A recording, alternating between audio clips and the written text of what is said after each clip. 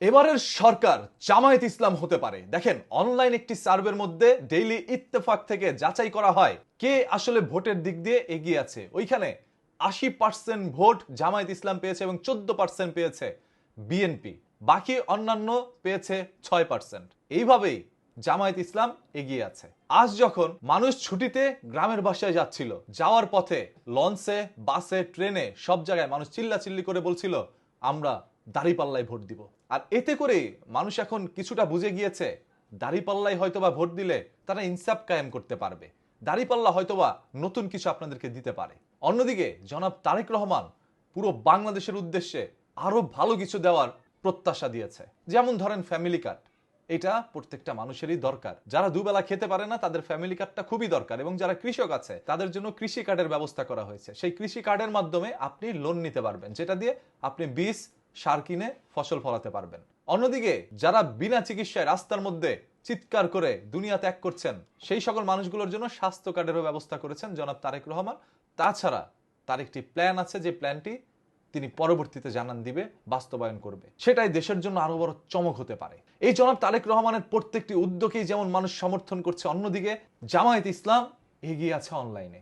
এখন অনলাইন আর অফলাইন দুই জিনিস। যেমন আপনি যদি এলাকার কোনো স্থানীয় লোকজনের কাছে জিজ্ঞেস করেন আপনি কোথায় ভোট দিবেন, ম্যাক্সিমাম মানুষ কিন্তু বলে আমি বিএনপিকে ভোট দিব। অন্যদিকে জামায়াত ইসলামকে ভোট দেওয়ার মানুষ খুবই কম। কেউ বলে ভাই আমি হাত পাখায় ভোট দিব, চরমোনাই করি। আবার কেউ বলে আমি জামায়াত ইসলাম করি। আবার বলে জামায়াত ইসলাম তো ভাই কোরআন মানে না, কোরআনের আইন তারা বাস্তবায়ন করতে চায় না, এই জন্য আমি জামায়াত ইসলামকে ভোট দিব না। কত ধরনের মতের দ্বিমত আছে তাদের। অন্যদিকে বিএনপির কিন্তু কোনো মতের দ্বিমত নাই। যারা বিএনপি করে তারা বিএনপিকে ভোট দিবে, এটাই হচ্ছে কথা। অনলাইনে বিএনপির কেন সমর্থক নাই? কারণ বিএনপিকে ভোট দিলে আপনারা কি পাবেন এটা মানুষের কাছে ইন্ট্রোডিউস করতে পারে নাই, যার কারণেই বিএনপির সমর্থক কম, এবং তারা অনলাইনটাকে ক্যাপচার করতে পারে নাই। ধরেন অনলাইন তাদের আয়ত্তে নিতে পারে নাই। যারা অনলাইন ব্যবহারকারী আছে, সোশ্যাল মিডিয়া ব্যবহার করে, তাদেরকে তারা ধরতে পারে নাই। তাদের মেন্টালিটিটা আসলে কি, তারা আসলে কি চায়, এটা বিএনপি যদি ক্যাচ করতে পারতো তাহলে আজ বিএনপি অনলাইনেও সমর্থক অনেক পেত। 17টি বছর মানুষ জানতো না যে জামায়াতের নেতা আসলে কে, কে কোথায় আছে। জামায়াত বলতে কিচ্ছু ছিল না। যে তারেক রহমান একটি কথা বলে গুপ্ত, আসলে তারা একরকম গুপ্তই ছিল, কেউ জানতো না। তবে বিএনপি তো প্রকাশ্যে এসেছে, তারা নানা ধরনের অন্যায় অত্যাচারের শিকারও হয়েছে। অন্যদিকে জামায়াতেরও বড় বড় আমিররা কিন্তু জীবন দিয়েছে। শেখ হাসিনা সরকারের আমলে জেলের মধ্যে ভরে তারপর আইনের মার পেঁচে তাদের জীবন দিতে হয়েছে।